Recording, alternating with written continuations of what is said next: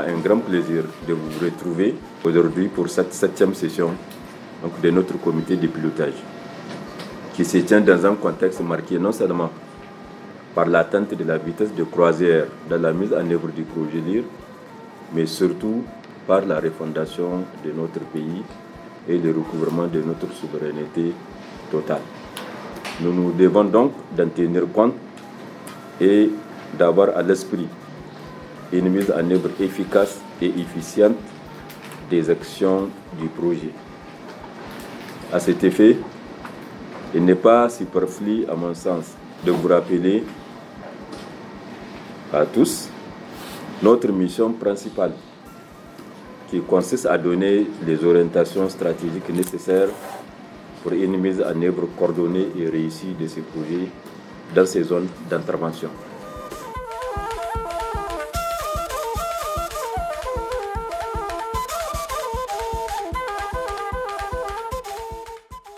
Il était prévu au premier semestre 13 activités, dont 3 relatives à la façon des marchés. Et toujours au 30 juin, donc l'état de mise en œuvre se présente comme suit 5 activités, dont une relative à la façon des marchés réalisée à 100%. Aussi 3 autres sont partiellement déclenchées avec un taux d'exécution de 5%. En fait, quand vous voyez le taux d'exécution de 5%, c'est que vous avez juste mis le pied sur l'activité pour les échanges de TDR, quoi, parce que c'est ça qui commence les activités. Les 5 autres activités, dont 2 qui concernent la passation des marchés, n'ont pas été déclenchées par les directions porteuses, donc n'ont pas soumis de TDR pour déclencher le processus. Au niveau de la 3e composante, nous avons effectivement 27 activités, dont 7 qui concernent la passation des marchés. Et nous avons sur les 7 activités de la passation des marchés 2 qui sont exécutées à 100% et 3 qui sont à un niveau d'exécution de 35% environ. Ces 5 autres, dont 2 la passation des marchés, sont à un niveau de mise en œuvre de 5%. Au niveau de la composante 6, il avait été programmé 6 activités, dont 5 relatives à la passation des marchés au 30 juin. Donc la moitié des passations des marchés sont exécutées à 100%. Donc les 8 autres activités, dont 2 la passation des marchés, sont exécutées à 100%.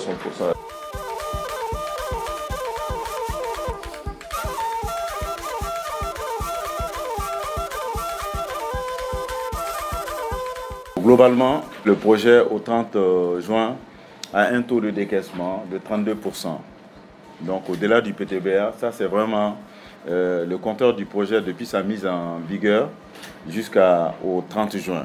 Donc ce taux de décaissement, vous allez constater que nous avons ici 2 financements, un financement initial et un financement additionnel, dont les enveloppes nous donnent 370 millions de dollars sur financement initial qui doit clôturer normalement l'année prochaine, au 30 avril, le financement additionnel qui continue en 2029.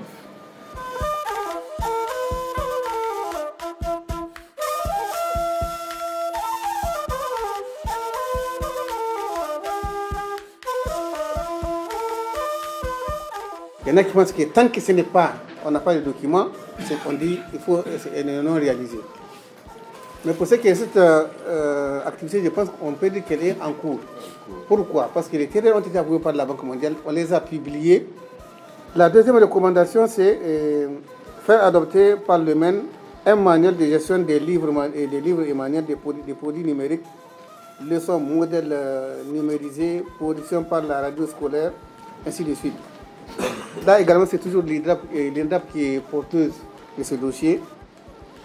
La dernière, elle s'adressait au ministère de l'économie et des finances pour autoriser, autoriser donc le projet LIR à continuer à utiliser le compte d'intérêt pour prendre en charge certaines dépenses non éligibles au guichet de la banque, mais qui permettait quand même de faire avancer le projet.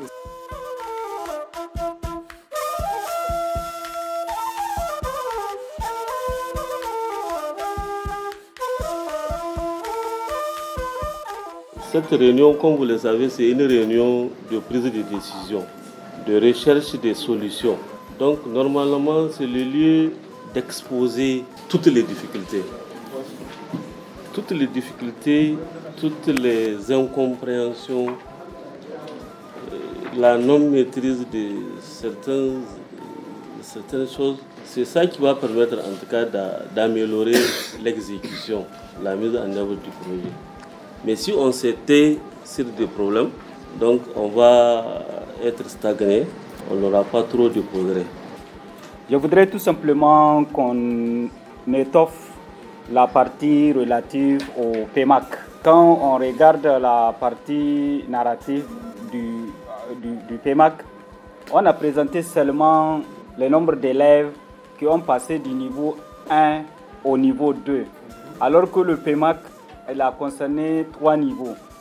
Les niveaux débutants, le niveau moyen et le niveau supérieur. Moi, ce qui me gêne, c'est que ce sont les bénéficiaires qui ne bougent pas. Donc, il y a quand même un problème. Si les gens qui doivent bénéficier de ressources pour exécuter les activités mettent du temps à réagir, mettent du temps à faire autre chose, je pensais que c'était des problèmes de décaissement ou de procédure de la banque qui sont compliquées. Mais là, on voit que visiblement, d'après ce qui nous a été présenté, c'est plus ceux qui sont bénéficiaires qui mettent en œuvre les activités. Donc, bon, je ne comprends pas. Lors de la présentation à Mme la ministre, en tout cas, on a fait évoquer quelques pistes de solutions. D'abord, sur le fait que, sur la planification, on a dit il est important au moment de la planification de s'assurer que l'activité qui va être programmée, qu'elle puisse pouvoir être réaliste et réalisable. Parce que le plus souvent, c'est à ce niveau que se trouve le problème. On programme des activités parfois où le responsable de l'activité ne sait même pas ce qui est attendu de lui parfois. Ça, on a dit en amont, il faut une bonne planification qui doit tenir compte.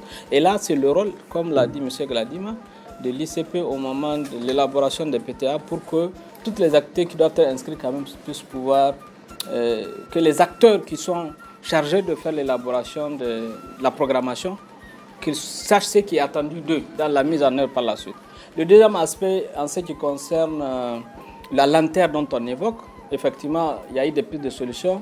Le retour, par exemple, par trimestre, de faire une analyse globale des TDR qui doit être soumise. C'est-à-dire que là, l'ICP doit jouer un rôle clé en essayant de dire voilà les activités susceptibles d'être programmées, que le comité d'analyse puisse les examiner et aussitôt à la fin qui est la mise en œuvre ou l'envoi chez le partenaire pour avoir l'avis de non-objection. Nous sommes quand même parmi les projets qui font des planifications très très poussées en la matière. On essaie de discuter en profondeur. C'est pourquoi le mot réaliste, réalisable revient toujours dans la programmation de nos PTBA. Donc je crois qu'à un moment donné, il y a des choses que nous n'avons pas au moment des discussions. Un responsable d'une direction, aujourd'hui un directeur, peut décider de planifier une activité au niveau dans notre PTBA, mais il a aussi à peu près une autre activité du même genre sur un autre projet. Et s'il y a chevauchement entre les agendas, il y a un problème. Nous pouvons voir souvent que nos activités ne sont pas exécutées, mais peut-être qu'il y a surcharge aussi de travail à son niveau. Bon, mais c'est à eux de voir tout cet aspect. Parce que l'IR n'est pas responsable l'UCP n'est pas responsable de ces autres projets-là. Donc il est préférable que lorsque nous décidions ensemble de faire un agenda, qu'ils en tiennent compte. Est-ce que toute activité qu'ils proposent ici, ils seront en mesure de réaliser dans le temps, en tenant compte de leur agenda d'ailleurs. Voilà, et donc cela nous permet d'être vraiment plus réalistes.